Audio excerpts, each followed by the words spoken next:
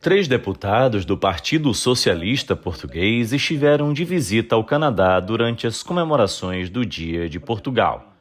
Eurico Brilhante Dias, Paulo Pisco e Francisco Miguel Vital participaram de eventos em Toronto e Montreal que celebram a presença portuguesa no Canadá. São 70 anos desde que foi feito o acordo entre Portugal e o Canadá para que portugueses viessem trabalhar aqui legalmente para o Canadá. Esse é um momento que estabelece o marco das relações entre Portugal e o Canadá. A comunidade luso-canadiana tem características únicas. Trabalhadora, faz parte do Canadá, constrói o Canadá todos os dias, mas mantém fortemente as suas raízes e a sua relação com Portugal, com a cultura portuguesa e com a língua. Aqui os pioneiros saíram há 70 anos, muitos deles vindos dos Açores, terra de onde eu sou eleito, em procura de uma vida melhor. Encontraram-na com o seu trabalho, das suas mãos, que aqui constituíram família, aqui se inseriram na comunidade com uma característica única do povo português, que é a capacidade de se adaptar e de trabalhar. Após a parada do Dia de Portugal em Toronto, os parlamentares convocaram uma conferência de imprensa, onde debateram sobre investimentos na diáspora, crise política econômica e a participação eleitoral dos portugueses no exterior. Para Eurico Brilhante Dias, do Círculo Eleitoral de Leiria, o momento em Portugal é de recuperação. O país viveu grandes dificuldades financeiras e os portugueses sabem disso. Com o resgate financeiro que tivemos. Recuperámos, tivemos uma pandemia, todos tivemos uma pandemia, continuamos a recuperar. Felizmente o país está a ter indicadores económicos muito favoráveis, mesmo com as dificuldades da inflação que já está a quebrar. Nós acreditamos firmemente que 2023, a segunda parte de 2023 vai ser melhor e que 2024 vai ser um ano melhor do que foi o 2023. O parlamentar também comentou sobre a crise política no país e teceu duros comentários à extrema-direita portuguesa. Grande parte da conflitualidade que está no Parlamento, com a extrema-direita, mas também com os outros partidos democráticos, mas particularmente com a extrema-direita, que é antidemocrática, devo dizer, que tem um discurso racista e xenófobo, que o Partido Socialista combate e irá continuar a combater, é o resultado de, neste momento, esta maioria suportar o governo e ter um conjunto de partidos na oposição. Nós devemos concentrar-nos no essencial. O essencial é a vida dos portugueses. Nós enfrentámos uma pandemia em conjunto com os portugueses, lado a lado. Foi dos momentos mais difíceis que todos passámos. Falávamos da vida ou da morte. E o governo liderado pelo Dr. António Costa, com os membros do governo, com o Parlamento, com Sua Excelência, o Presidente da República, há que dizê-lo, nós enfrentámos um momento muito difícil. Ultrapassámos esse momento, voltámos a crescer, voltámos a criar emprego. O parlamentar Francisco Miguel Vital, eleito pelo Círculo Eleitoral Europeu, destacou os investimentos de Portugal na diáspora, em especial nos serviços consulares e no movimento associativo.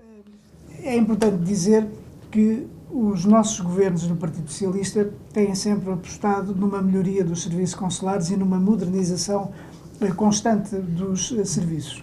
Sabemos das dificuldades que houve aqui, designadamente com até o falecimento do chanceler, mas aquilo que está previsto é o reforço em termos de funcionários, de 2 funcionários e também de um técnico superior e de um chanceler para que as dificuldades sejam ultrapassadas. A palavra de ordem no nosso governo é desmaterializar, é fazer tudo para que os utentes, portanto, os nossos compatriotas que precisam dos serviços consulares, tanto quanto possível, não tenham de se deslocar. Esse é um processo que está em curso. Procuramos que com esta desmaterialização e com a entrada em funcionamento da primeira fase do consulado virtual, que os cidadãos possam já fazer um conjunto de atos consulares que não exige a sua deslocação física ao posto consular. Temos um outro efeito que está a começar a produzir bons resultados, que é uma reforma que, parecendo que não, é algo de estrutural, que foi o prolongamento do prazo de validade do cartão do cidadão de 5 para 10 anos. Os milhares de portugueses que iriam agora ao consulado fazer a renovação do seu cartão do cidadão não precisam de ir porque o cartão tem a validade prolongada. Segundo o parlamentar, o governo português pretende investir quase €1 milhão no movimento associativo. Grupos portugueses podem se candidatar no consulado. E o nosso governo reconhece a importância do movimento associativo. Para este ano, as verbas aumentaram a um nível sem precedentes. É quase €1 milhão que estão destinados ao movimento associativo. As associações, que são fundamentais para a coesão da nossa comunidade, precisam também de saber que podem candidatar-se aos apoios da Direção-Geral dos Assuntos Consulares e Comunidades Portuguesas. Têm que passar através dos consulados. Aliás, o atual Cônsul-Geral tem experiência nessa matéria, porque ele era adito social em Paris e lidava precisamente com todos os processos de candidatura para os projetos do movimento associativo, e é isso que a nossa comunidade aqui tem que saber. Tem que apresentar projetos ao consulado de forma a que eles possam ser avaliados e aprovados, para que o movimento associativo tenha esse apoio que lhe permite continuar e a ser essa força de ligação entre a comunidade portuguesa aqui no Canadá e o nosso país em Portugal. Segundo Francisco, o governo português também planeja investir na comunicação social portuguesa fora do país. Rádios, TVs e jornais portugueses no exterior receberão verba publicitária do governo de Portugal. Havia, de facto, uma lacuna. Havia uma lei de 2015 que contemplava a imprensa local e regional, mas não contemplava a imprensa das comunidades. Aquilo que nós fizemos, o grupo parlamentar do PS, foi incluir os órgãos de comunicação social das comunidades portuguesas na obrigatoriedade do Estado, sempre que tenha campanhas publicitárias a fazer que digam respeito às nossas comunidades, e há muitas matérias em que isso acontece, que coloquem publicidade institucional também nos órgãos de comunicação social. O que é que os órgãos de comunicação social têm que fazer? Têm que responder a um conjunto de critérios, que são critérios relativamente simples, que na grande maioria eles todos cumprem, e têm que se registar na entidade reguladora da comunicação social. E a partir daí ficarão habilitados para que essas campanhas possam também abranger os órgãos de comunicação social das nossas comunidades. Os deputados também comentaram sobre o atual quociente eleitoral da Assembleia da República.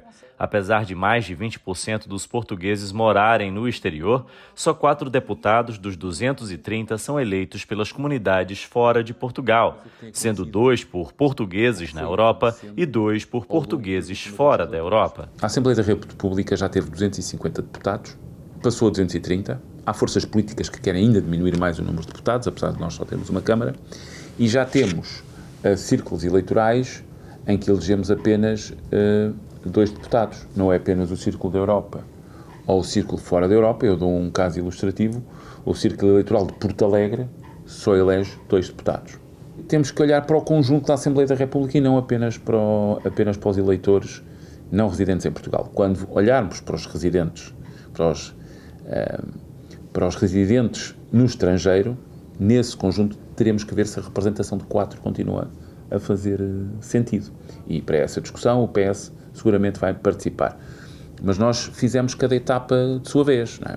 O recenseamento, o aumento da votação dos não residentes, portanto uma redução progressiva da abstenção é útil, e olhar para os outros círculos eleitorais onde, infelizmente, apesar dos milhares de portugueses que lá vivem, só tem 2 deputados. Isto não está, desde o ponto de vista do equilíbrio regional, mesmo dentro do Portugal continental. Lisboa hoje tem 47 ou 48 deputados e Porto Alegre tem 2.